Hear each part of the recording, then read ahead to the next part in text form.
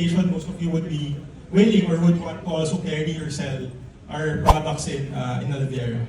So let me begin by just taking a look back at our journey in Alviera. So Ms. Mai mentioned earlier that the estate was launched in 2014. Let's go back a few years prior to that. Around 2012, 2013, Avida was given a great opportunity by estates and their partners to enter a new estate in Borac, Pampanga. And it's now Alviera. So with that time, in 2012, 2013, we went through the planning, applications, all of the necessary preparations in order to launch our first project in 2014. So it was also mentioned earlier, Avida was the first residential brand to, along with the estates, launch our first residential project in Alviera. That was Avida Settings Alviera at that time. So with that, we launched a project with the vision of the estate, having to what Luigi presented earlier. That was what we envisioned, and that's what we have been requesting from the estate throughout the years. And we're very happy to see that it's really coming into fruition, and it's finally happening. So with that, we're very confident that the estate, as well as the residential group, would be able to thrive, given that the estate is nearing completion of a lot of the promises that were mentioned throughout the years. So ano naman yung naging vision for Avida? For Avida, we envisioned our projects to be the cornerstone of community building in the estate. We wanted Avida to be the one to spearhead the building of the community, the entering of residents, of families, as well as those who would want to invest in our projects as well. So just like 2%, this was what Avida Settings Alviera looked in 2014. So as mentioned by Ms. Mai, barren land, medyo wala pa tayo makita at that time. But fast forward to 2025, it's already a thriving community. We have a lot of houses already, built-up houses. We have residents, our community amenities are already in place. So this is just the first residential development of Avida. Throughout the years, we've had our own challenges or ups and downs. We had boundaries also to conquer. So what were those boundaries? Having launched one project is already a challenge. So what more? What did we do with those opportunities? We broke through the boundaries expected of the residential group. So what was our main breakthrough? It's Avida launching 4 projects since 2014 up to today. So currently we have 4 out of the 9 residential projects in Alviera. First is Avida Settings Alviera, launched as mentioned in 2014. We also launched Northdale in 2017, Greendale in 2019, and lastly our latest project is Vermont Settings Alviera in 2022. So just give a glimpse of how our projects look like now, given that it's been years since we launched them. So our oldest project, as mentioned, is already complete. All land development, amenities, house construction, they're already in place. In fact, we already have a lot of residents and units have been turned over to most of the buyers in this project. Our second project is also already completed. There are also already houses and we have a number of residents already. Our third project is already also substantially completed with only housing units that are in full swing. So the amenities, the land development works, they're also already completed. For our latest project in Alviera, Vermont Settings, this is also already slated to be completed for the land development within the year. And we're also expecting to also proceed in full swing with more housing unit constructions throughout the next few years. So now that we've had a glimpse of how our projects look like now, let's look at how we contributed to the estate and what's happening in these 4 projects. So if Luigi mentioned the activation of the estate, for residential, it's critical to look at how many units have been turned over, how many houses are in the development.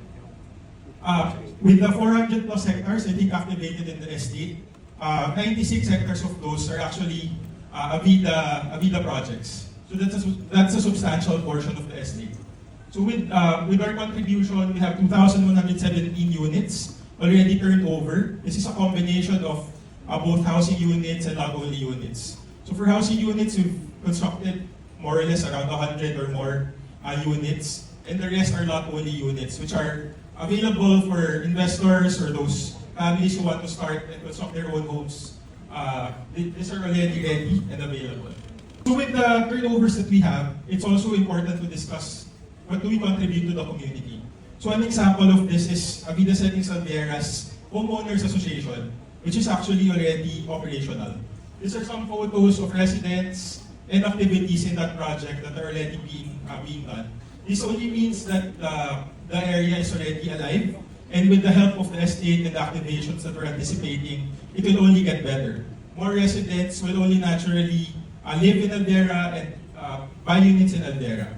Okay, so now that we've seen how our projects look like, what's happening in our projects, I'm also proud to present how our projects have appreciated throughout the years, and 17% for Vermont. And it will only get better for the years to come because of the activations and everything that's happening in the estate. And also, this is a good opportunity for potential investors, buyers, or even those who would want to live in Alvera to also purchase an Avida development. So ilan pa ba yung naiiwan? Because marami nang gumalaw this year. Ang dami nang naubos na units. In fact, our first two projects are already sold out. So most of our available units will only be coming from Greendale Alvera and Vermont Settings Alvera. So we only have 725 units left from the more than 2,000 that we've launched. So medyo naubos na yung opportunity for your buyers. So we hope you grab this chance, and later on I'll discuss further bakit ngayon natin kailangan bumili sa Avida. So these are just a few reasons why we need to invest in Avida. First, because of the prime location. I don't think I need to expound on this further given the presentation of Luigi earlier. Rewarding value, not just the value appreciation, but the actual feel and the experience that you'll be having in case you already live in an Avida community. Related to that, it's the elevated experiences. So as mentioned, because the estate is integrated, we have the commercial establishments, we have the schools, as well as all the other destinations.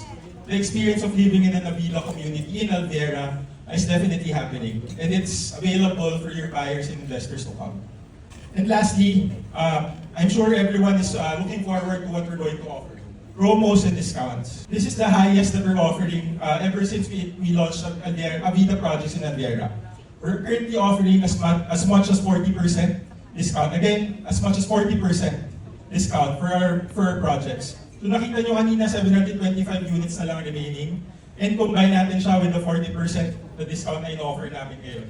So we think this is the right opportunity, and I hope you grab that opportunity to buy. Actually, even you, I would recommend to purchase from our development, and hopefully we'll be able to sell it to our potential clients as well.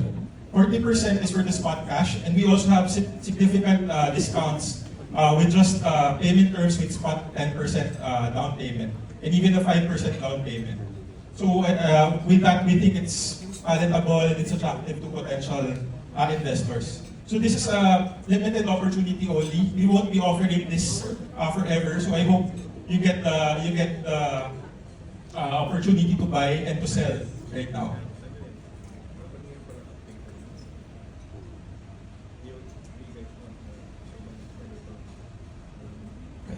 So I'll end the presentation here, but I hope you learned something from Avida projects, from what we're offering right now, and I hope what we provide will be attractive for you to also carry Avida projects in all your selling activities. So for any inquiries and interest,